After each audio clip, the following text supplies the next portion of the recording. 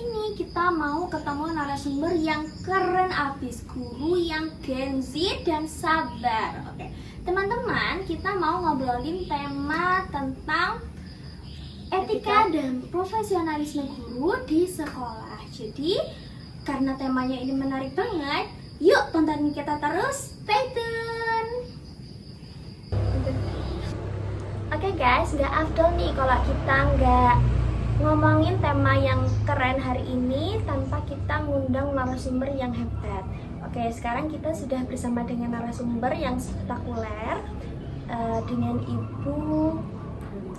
Ibu Halimatus Sa'diyah. Ibu silakan perkenalan dulu, baik namanya dan latar belakangnya.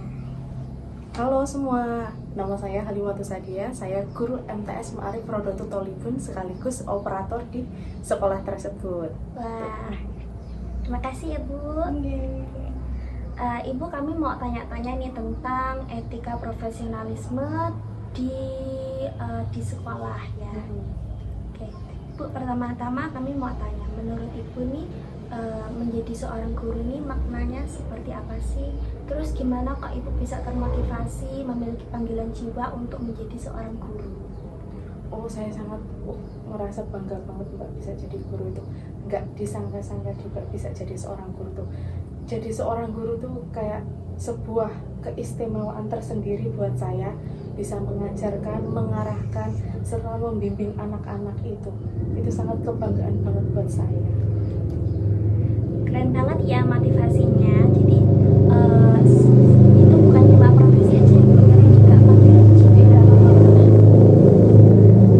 Terus Bu, seberapa penting sih penerapan etika itu dan kenapa guru itu nggak cuma dituntut pinter aja, tapi etikanya juga harus jempolan?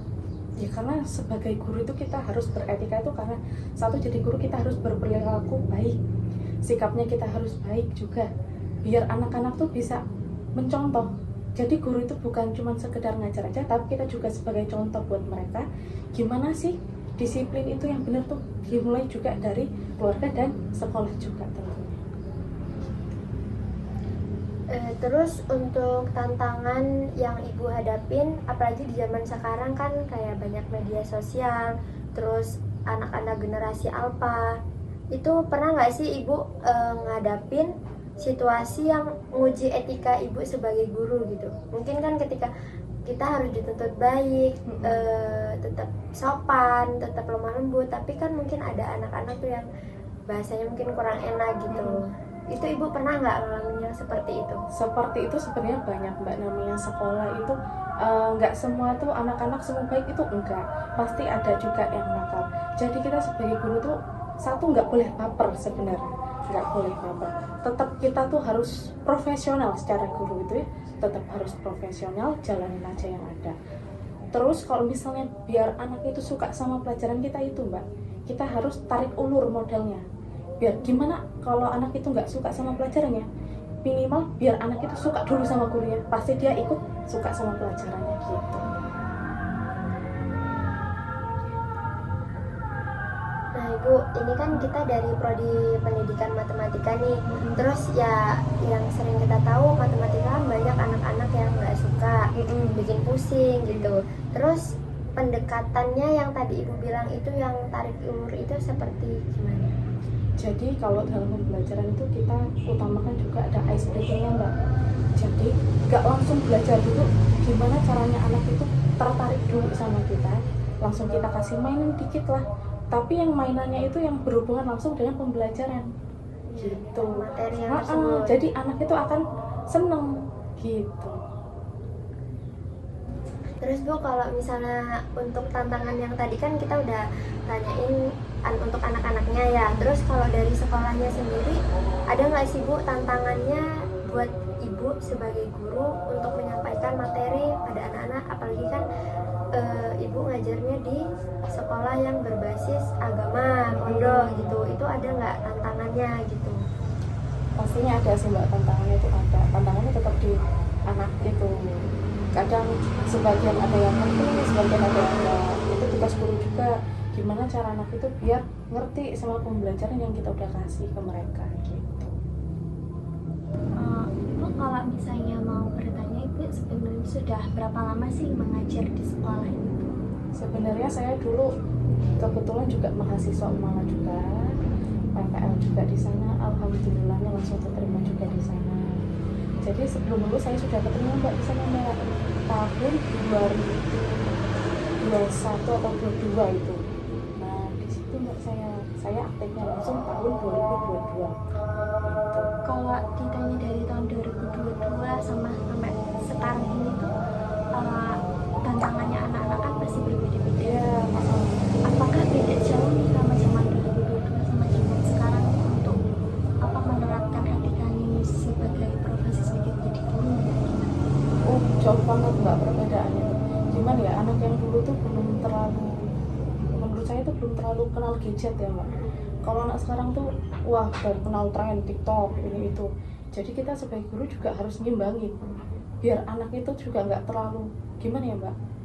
Kan dampaknya sosial media juga mengerikan sebenarnya. Iya. Jadi saya sebagai guru tuh juga saya merasa harus mengarahkan juga gimana anak ini biar nggak terlalu masuk ke era globalisasi yang sangat menjerumus gitu Mbak.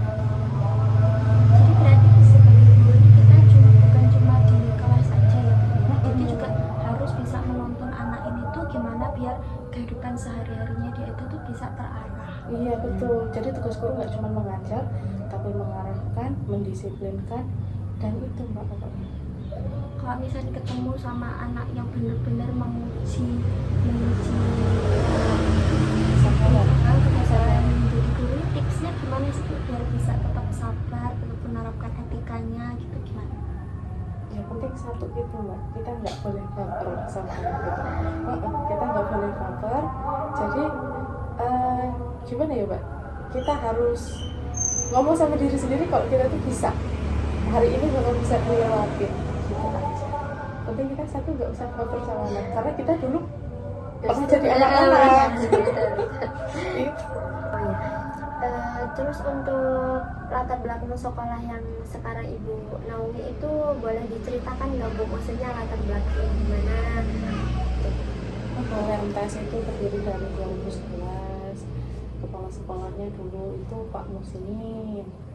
Nah sekarang itu yang dipegang oleh Pak Lutfi. Itu alhamdulillah sekarang udah lebih bagus dari yang dulu ya Mbak ya. Alhamdulillah. Terus untuk peserta didiknya itu dari tahun Ibu mengajar dari 2022 Ibu PPL itu ada peningkatannya atau enggak Bu? Maksudnya dari jumlah siswanya? Oh alhamdulillah Mbak, peningkatan itu ada, cuman pas corona jadi penurunan gitu. Juga kan persaingan sekolah sekarang kan susah ya Mbak ya, sekolah ada yang sekolah favorit, ada juga yang. Berarti untuk mayoritas siswanya itu yang ada di MTS Rodoto Talibin itu dari pondok atau ada yang dari luar juga? Oh kita dua opsi Mbak, dari pondok ada, dari luar juga ada. Kita menerima semuanya Mbak, umum. Wah berasa cepet banget ya waktunya kita ngobrol-ngobrol saat ini tuh. Nggak terasa ternyata apa yang dibahas tadi itu cukup linear ya sama yang udah dibahas ketika di kampus, terutama dengan ibu dosen kita, Ibu Yulia Rahimah. Ternyata ilmu-ilmu itu juga menjadi jangkar bagi ibu bapak guru untuk tetap menerapkan etika profesionalisme guru yang ada di sekolah, menuntun anak-anak untuk tetap berada di jalan yang tepat baik di kehidupan sehari-hari maupun di sekolah.